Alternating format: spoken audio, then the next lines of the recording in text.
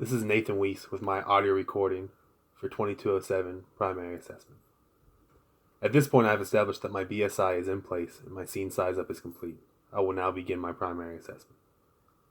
I form my general impression by considering my patient's age, weight, and gender. What kind of facial expression is my patient making? Are they making eye contact or withdrawn? Are they dressed, groomed well, and hygienic? Do they speak when I approach them? Are there abnormal odors such as alcohol or urine? Is the patient breathing normally or is there difficulty?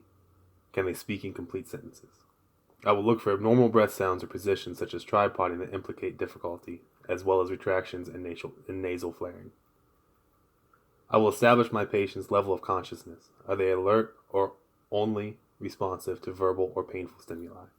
Or are they unresponsive? If they are they alert to self, place, time, and situation? I will find out what the chief complaint is and evaluate for any immediate threats to life. I will find out who called EMS and who can act as the patient's historian. I will assess my patient's airway and breathing.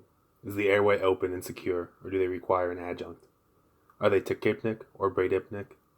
Are there abnormal sounds? Are they ventilating adequately with equal chest rise and fall, or should I administer any oxygen therapy? I will assess my patient's circulation. Is there any major bleeding that should be controlled? I will place my wrist on the patient's forehead to make sure their skin is pink, warm, and dry, or note any abnormalities. I will check bilateral radial pulses for symmetry and tempo. If they are absent, I will check for a carotid pulse. I will look for any CNS disabilities by evaluating the pupils and cranial nerves for any abnormalities. I will expose the patient as needed to evaluate any traumatic injuries or place the patient on an ECG. At this point, I will determine the priority of my patient and whether I should load and go or stay in play.